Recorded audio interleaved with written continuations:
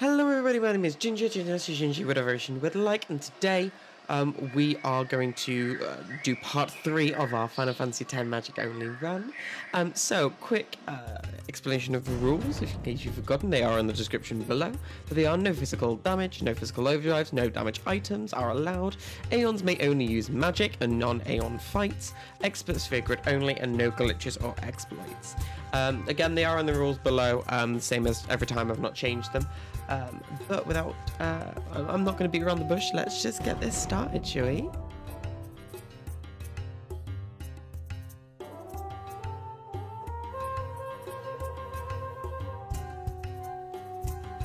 So every time we go into a new area, I do feel as though there's a slight difficulty spike. Whether it be slight, obviously, like in certain areas, or quite a big jump. Like from Besaid to Killiker, I feel as though there's a big jump, and from Killiker to the Mihan High Road, I think there's a bigger jump, but to Mushroom Rock Road, I feel as though it's either the same or even easier. And in this case, going to Makalani, I do feel as though there is a little bit of an upbeat, up in difficulty, and usually I feel a lot more than I currently do, and I don't know whether it's because we've got quite strong water weapons and then going into Makalani was we don't, because, you know, water isn't their weakness, or whether it's just my imagination, which is probably the latter. But I didn't really feel as though there was a big spike for us going into Makalani Woods, which is something that I'm really not accustomed to. Going through, it's a very long place, but it's not that challenging or difficult for us in this particular way. A lot of them are weak to magic. There are a few things we can learn here, and steel, so it's quite useful as a place for us now. But I really do feel as though this isn't a huge problem for us. If you are looking for something to do that's a little bit off the beaten path, I highly advise you do the butterflies before you fight the next boss. The reason is because if you do the butterfly hunt in Central, it's 40 seconds instead of 30 seconds. There's a lot less red butterflies than there is if you do it after you get the airship, and you do get an MP sphere. It is useful doing it in the north, but less useful because you do get an ether, so it's not as demanding. After you fight the next boss, it's not really a big thing either, because you get either a Mega Elixir in the Central, 2 Mega Elixirs, or 2 Elixirs. So it doesn't really matter as much. The MP sphere is longevity for our damage, so it's important that we do have access to it as soon as possible, and that's why downloading it, that's why doing the butterfly hunt and getting it will just mean that our damage is, we can deal more damage for longer. So it is quite useful. So apart from that, there's nothing really noteworthy here, so let's just get into the next boss.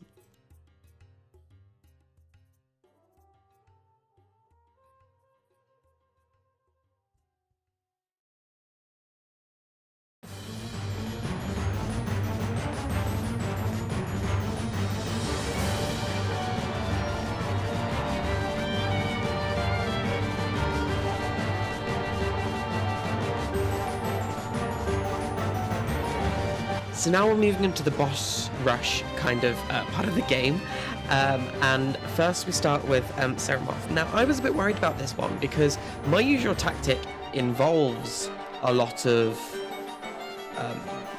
attacking, physical damage. So the way that I do this is I do physical damage, get Seremoth to do an attack with magic, find out what that is, and then retaliate with the opposite opposed effect. But I was a bit worried about actually doing the wrong thing. Now, we did do a second elemental spell with Lulu, just to kind of see where we were. And that did around about 1,500 points of damage. Now, we found out the weakness, and then Kamara did an attack and did way more than that. So we're never going to be in a damage deficit even if we do that. And the other fear I had was what happens if we use a single elemental spell, like say fire or water, against Seremoth, and that's his weakness, and then we've just wasted points of damage, which is a serious concern. But luckily it's a 1 in 4 chance they're actually going to hit it, and it never really came to fruition, so that's really, really good. Overall, this wasn't a difficult fight at all. It does have 12,000 HP, which is not actually that much when you compare the next bosses, but definitely one that I was too worried about.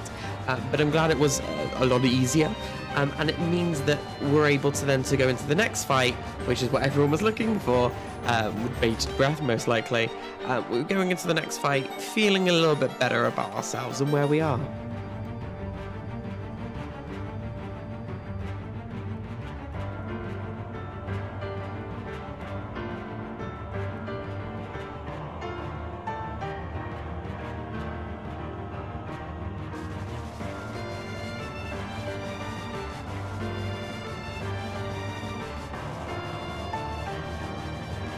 So now let's have a look at Crawler. So Crawler, it kind of invalidates our run, but we knew this was going to happen. And did we plan for it accordingly? No, we didn't. So what we could have done is we could have done Lancet on it repeatedly because it's not quite classed as magic, but it does have 1000 HP. Now, just for my own mental state, which is already fractured as is, I didn't particularly want to just keep on butting against a brick wall, expecting something different to happen each time, where Lancet will probably only heal a couple of hundred each time, so we'd have to do it at least 5 times, and that's not really sustainable for me and my ADHD. The fight would go on for ages, and I would not be able to concentrate on it. So we did break the rules and invalidate it slightly by using Walker's attack on it, and that did cut it down quite considerably, but it still wasn't a quick fix. He is the only one that can hit it. We're not allowed to use any magical attacks as the negator does block it. Now, when we do get rid of the negator, something does happen, which is that it starts training for Mana Breath. Now, Mana Beam, I do apologize. So Mana Beam is something that I've never actually experienced, but I've got a feeling it'll hit it very hard. And so we have to defeat it before it happens and does that. So we are allowed to then cast magic, with Kamari, obviously, Lulu and Yuna doing the most damage, with Thunder, and just having to survive the attacks. And eventually, if we just keep on casting enough magic, one time before the Mana Beam pops up, the negator appears from inside itself, and means it blocks its own attack and also, and also our attack. We are able to finish it off with relative ease though, but it does quite invalidate our run. So without any further ado, let's just proceed on to Makalania. This wasn't a really difficult fight, a lot more easy than we originally thought, but definitely a kind of a show of how quickly our run can die.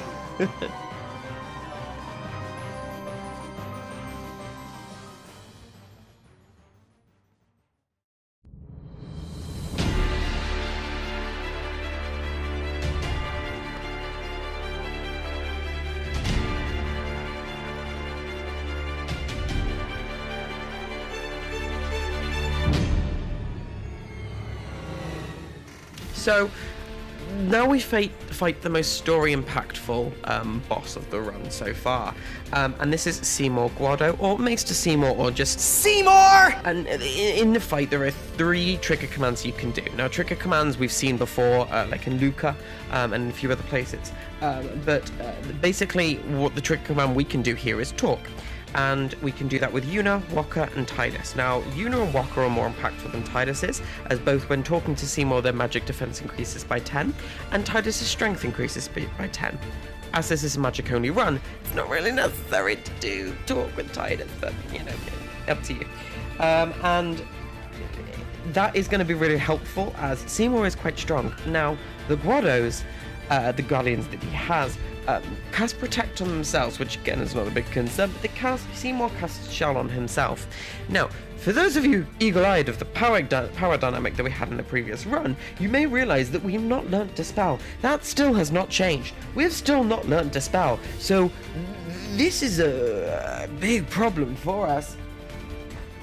So our magic is now going to be severely hindered, because Seymour decides to be spicy and actually look after himself, which is more than I can say for my own personal self. The Guardian Guardians do heal with potions when you damage any of them, so my advice for you is steal the potions and then kill the Guardians. You can do that by doing any with Stone Breath from Kamari or any other kind of things that you can do. Seymour will always attack in this order: Ice, Lightning, Water, and Fire. So just remember that cycle: Ice, Lightning, Water, and Fire, because I fucking clearly didn't. So using the null spells will just help save any damage that is done by Seymour to any of your companions, and it's quite useful to just remember going forward as well.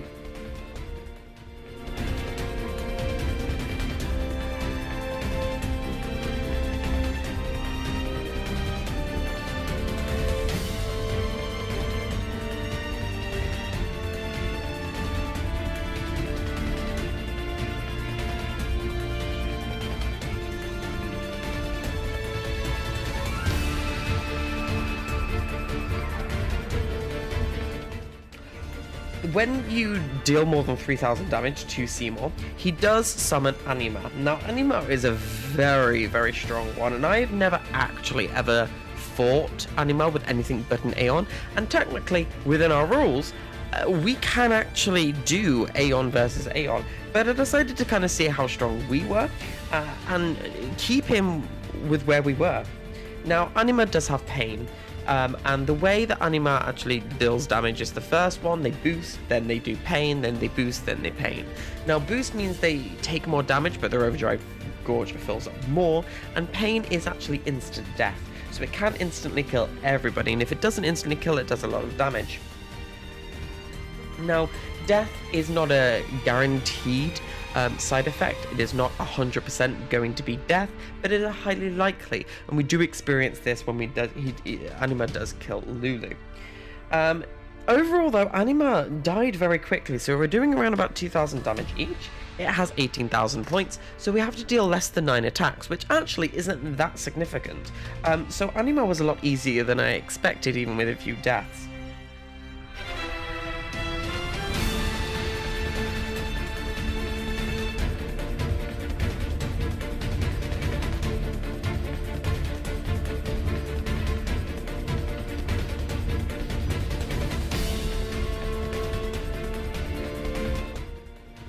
Now, we do fight then Seymour again. Luckily, he's on his own and doesn't use any shell, but he does start without the Guado Guardians, and now decides to go a little bit stronger by doing multi-versions of the attacks. And so he still attacks in the same order: ice, lightning, water, and fire. However, he will attack with multi, and what that does is it inflicts against two individual targets that elemental spell. Now, luckily, Seymour is not a smart person. Beauty fades. Dumb is forever. Yes, and he does end up not actually attacking yourself the same time with the spell, so he'll never attack, for example, Lulu twice in a row. He'll attack Yuna and Lulu, for example, but he'll never attack the same one. So null spells are particularly useful here, much more than Magic Break, which we can't do because it's a physical attack. Because he doesn't have Shell on him this time, he is actually a lot more easy to kill, as he only has 6,000 HP, which isn't a lot when you compare to Crawler and Sephiroth. What Final Fantasy are we playing in? Who's that Pokemon?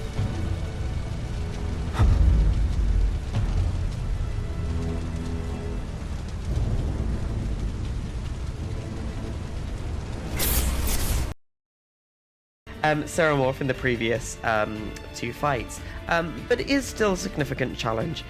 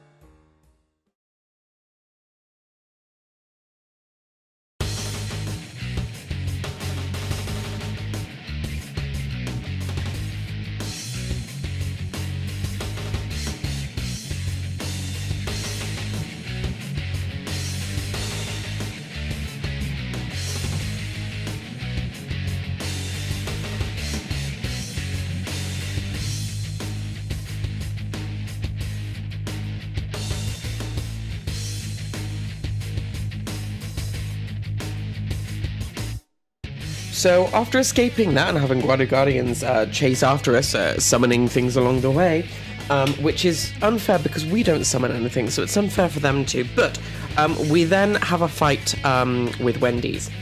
So Wendy has 18,000 HP, so we're back up to the high numbers again, and it is accompanied by 2 Guado Guardians.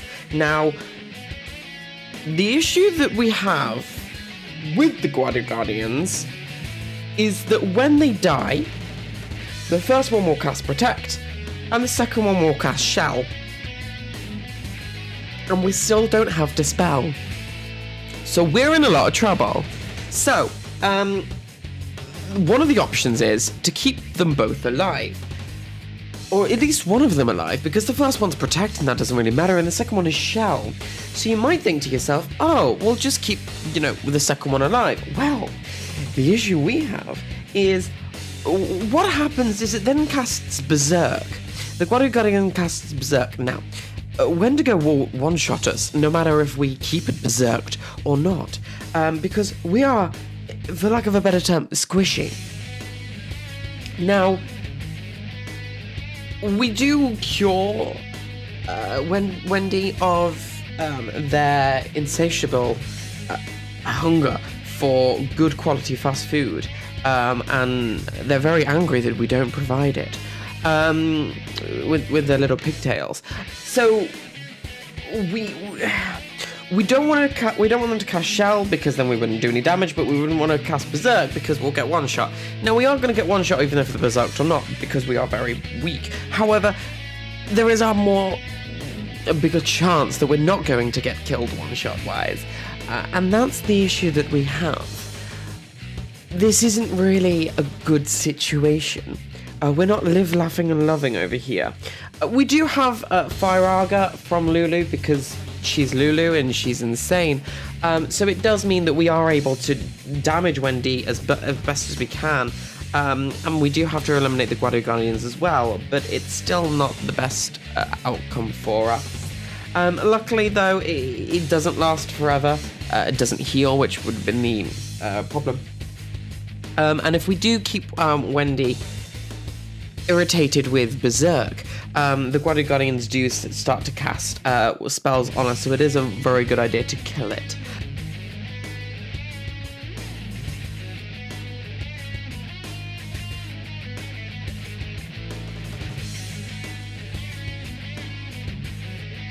But then we do fall onto Sin. Make sure you get the level 2 key sphere, because I don't know, it looks pretty.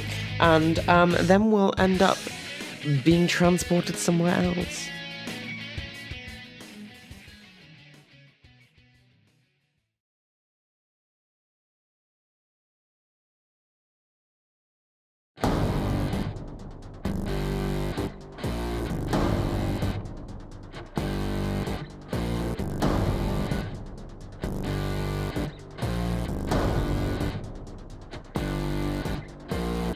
So we land in a dusty place, being Bikanel, in the desert, and we are faced to have Tidus alone against a flying enemy, a zoo.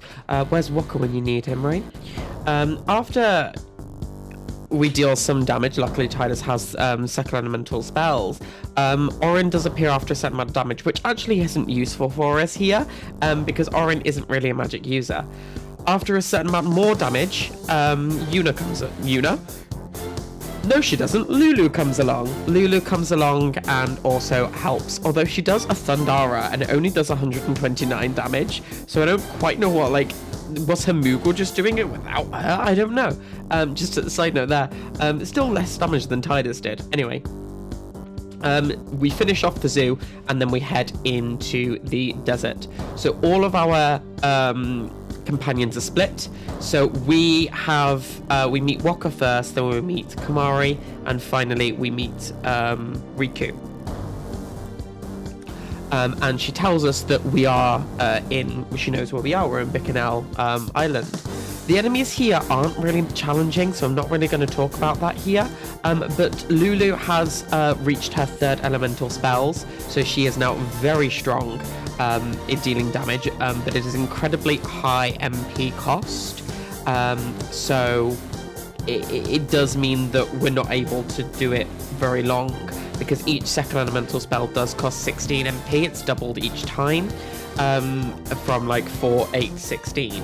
So although she can deal tons of damage, it's not really viable, and most enemies will die to just a simple fire, or even fire here. So there's not really much we need to do. The enemy that we're most concerned about, we didn't really see much of, which is good, is the Cactar, because unlike the friendly counterpart that we can get in Thunder Plains, this is a much more difficult one because it does the 10,000 needles rather than 1,000. Now, there is not a character that we have that is over 10,000 HP, so unfortunately, that would be an instant kill. Other enemies we've had, other enemies that we fight here, we've got the Zoo. The Zoo didn't cause much damage at all, and wasn't a big worry. Sandworm usually is a worry, but because we've got Demi, we can just decimate it very, very quickly. We even killed it before it even did the Swallow, which is fantastic to see. So most of the time, not all the time, but most of the time we did. And that was quite an interesting experience to have as well. The flowery enemies, they always are a struggle with for us, so we didn't do particularly great on those, but it's about as successful as I usually am. I don't know why, I think they must have like crazy high defense and magic defense, because they're a nightmare to kill. But we handled those still with ease, and then we headed into home. Now, all through Bicknell Island as well, the Sands, if you haven't collected any Owlbed primers throughout your adventure, they do appear here. Not all of them, but most of them do. We've collected a lot of Owlbed primers, so home actually became a lot easier for us. So we ran through home and made sure that we stopped on all of the doors in between. And you've got to kind of know your Owlbed in order to get the chests. So the first chest I got contained a friend sphere, and if you're unfamiliar, it allows us to go from one person's sphere location to any of the other active party members. And what we mean by active is currently in the party. So Yuna currently isn't in the party because she's held hostage. I mean, that's what most marriages are, in my experience. I don't know where that gravelly voice came from then, but that's where Yuna isn't a part of the party, so we can't transport to her location, but we can transport to any of the other people so they're in the party. I mean, usually everyone's going to be in the party, so it's not going to make that much of a difference, but you know. We then also get a choice of what we want to get in the chest. Now, the most valuable there is definitely an elixir, so that's what I picked up. And then in the other two, as long as you can do some maths and Owlbed trivia knowledge, you get a special sphere, and this is incredibly important for later in the run, and a skill sphere, which is not really ever going to be important for us. We do actually face our first death here. We have against two Chimeras and a Guado. We do die quite spectacularly. So big F in chat right there. Or in the comments, I don't mind. And the notable abilities we learn in home, and this is just from leveling up, it's not something that home's done specifically for us. Tidus gets Cura, which is incredibly useful, and this is going to be really useful because we were dealing with Cure, and Cure doesn't heal us that much. So Cure is definitely a welcome addition to our repertoire of skills. Lulu learns Death, which, you know, is alright. Kamari learns the 3rd tier elements, and Kamari does have a lot of MP naturally, so that's going to be exciting to have him be a damage dealer. Riku learns the 2nd tier elements, which is good as well, and that's just for doing some damage when we're in the water. And Waka starts heading over to Yuna's grid, so although he doesn't learn anything, we're making a definite turn in his abilities. He's going right for the higher level damage, and there is a reason as to why, which we'll talk about later. We then just hop on the airship and blow home up in a massive nuclear... That's what it's describing, essentially. It's a nuclear explosion. And we then go and try and find where the hell Yuna's gone to.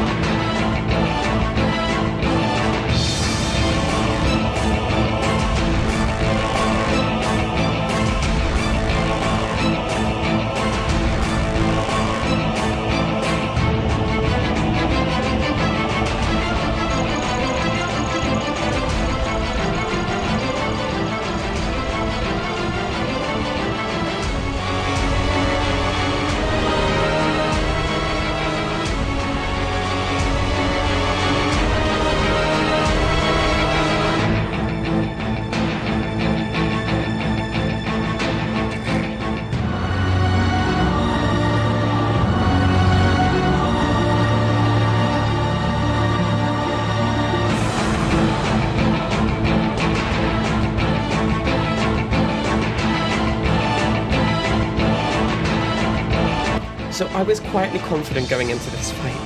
That soon vanished. I've just shown pictures of where we're at in terms of our stats, and we head on into battle with the Guardian of Bavel. We can see why it's the Guardian. So the confidence that I had, if any, disappeared very quickly when going into this fight. Evray is very strong and is very, very fast and agile and nimble, and takes half damage to all the attacks, magical attacks that we do. So we move the ship away when Evray draws its breath in, and manage to get away before Evray starts to attack us. However, Evray does hunt us down. It does fly up and swoops us down, and then works on destroying us individually. And we actually do get a wipe here from Evray, but I felt as though I was very close.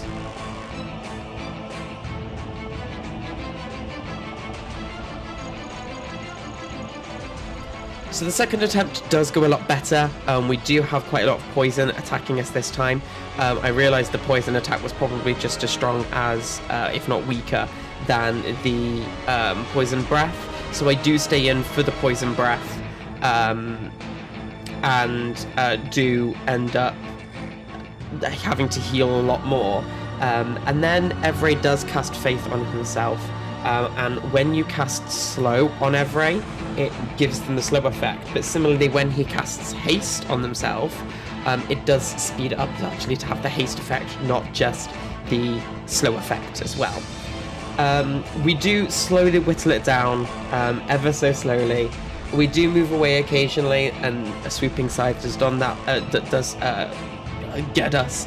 However, with Tidus learning Cura and a lot of good gestures, and having Kamari and Lulu really just do an insane amount of damage between them, it really did end up with this battle of attrition, us winning slightly over Evray and finally felling the beast.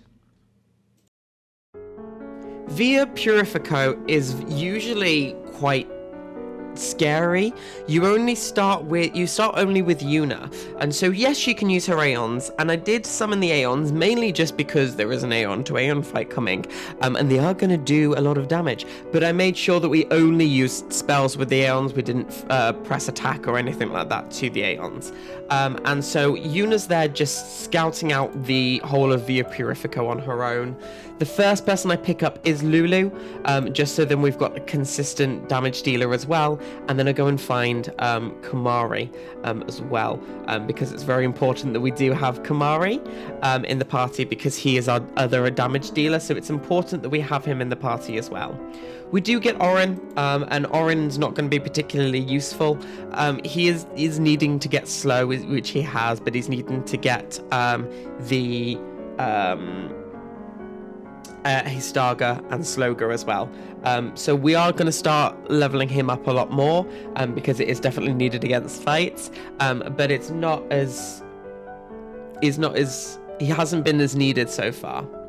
Make sure you do go around the Via Purifico as much as we can, and explore as much as we can, because what we want to get is a white magic sphere. So this is our first and only white magic sphere that we are gonna have with any ease. So just make sure that you are following how to do it all around, and get your overdrives up to full speed. We do start to get Yuna her tertiary or third elemental spells, because that is a key part to Yuna's growth and Yuna's ability to start doing damage with us. But I decided to go ahead and fight Isaru, and I'm not going to go into the Aeon fights. We did use overdrives, and we did a lot of damage, so I'm not really going to go into that, because again, it's not part of the run here. And if one Evray wasn't enough, we can have two. So Water Evray is a worm that I don't really want to fight, particularly It is a zombie. We see a lot more zombie later on in the run, but Water Reverberate has a lot less HP. It has 16,384, but we do have our weakest three magicians, being Tidus, Waka, and Riku. What I did decide to do, though, we do, as it's a zombie, we do have a get out of jail free card, and this is kind of what I used. So if we look at zombies, they are every HP that they have can be removed via damaging attacks, whether they be elemental or physical, but also healing. So we can, this is how I usually win the fight, because I cheese it. I just throw two Phoenix Downs on it, which is the death, it's the instant death attack. It's immune to that, so it does half the damage and it kills it. So it's a very, very quick one, but I decided let's try a different tactic. So I did say that while we were in home, Waka started to go into Yuna's grid. He started to go up and ended up being in Yuna's grid very quickly, but ended at the end of Yuna's grid. So gained the spell Curaga. So Curaga was vital to this fight because I was very nervous walking in, and I thought this is the only way we had to do it. So I had to level Waka up a lot just to make sure that he was able to cope with the situation that was unfolding as well. And I leveled up Riku and Tidus a lot as well because they had to fight in each one. There was a lot of worry going into this about, is he going to have the is he going to have the MP to be able to survive and do that damage? I ended up just hoping that he did, and moved on very quickly. I wasn't really concerned about Riku and her sphere grid. I was more concerned about where Tidus was. Obviously, only learning Cura and Waka was. The fight with Everett was over very quickly. It wasn't long. I made sure we equipped Stone Proof, because Stone Proof we do need to make sure that we had for Water Everett, because he does do stone attacks and it can be then an instant death. But we were doing quite successful, I thought, with Water Everett. I made sure to haste on Waka, and then Curaga quite a few times. Now, Curaga did a lot of damage when we were able to do that. And I got Tidus mainly healing himself, and he was doing around about 2 grand for every heals. But Waka was doing about 4,000 per hit. So Tidus was doing 1,500. Curaga to me always just feels overpowered. It never feels like it's an appropriate level. It did 4,000 damage. And now, considering these aren't particularly high magic skilled people, I thought those were quite a good damage. And because it's only 16,000, it doesn't take long for it to be killed. If you do move rooms, you do lose some chests. Now, the chests and rewards that you get aren't massively useful to us. We would use them to sell, if anything. So the items that you get when you're in down there is rematch. That's I believe counter of some sort, and then Avenger, which is obviously counter attack as well. So both of those aren't particularly useful. But if we do ever pivot into a attacky physical run, which I might do after we complete the main game, if I do want to do some extra things and just kind of see where we are, those might be useful, but I will inevitably sell them because they're not going to be that useful to us in this run for the challenge that we do. So I probably won't do any physical damage, but still. Anyway, so that is a Via Purifico done.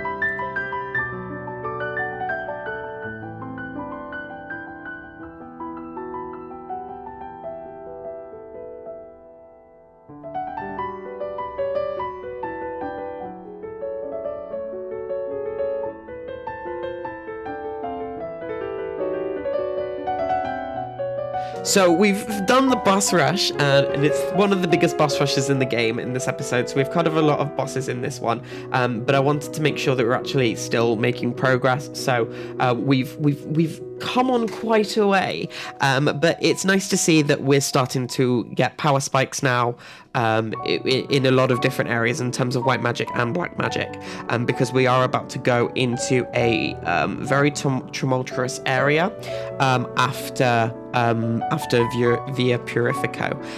So yeah, it's a very, very exciting. There's a lot of interesting things in store, I hope, and a lot of different things that are coming out. So it's very, very, very exciting that we're all moving in a positive direction. I do want to say that this series has done a lot of. There's been a lot of excitement and hubbub around it from you guys commenting, you beautiful people commenting, and thank you so much for commenting. Even that you've just enjoying the run, it's really good to see. And it's something different. I don't think there is a run like this on YouTube, but I've not looked too hard.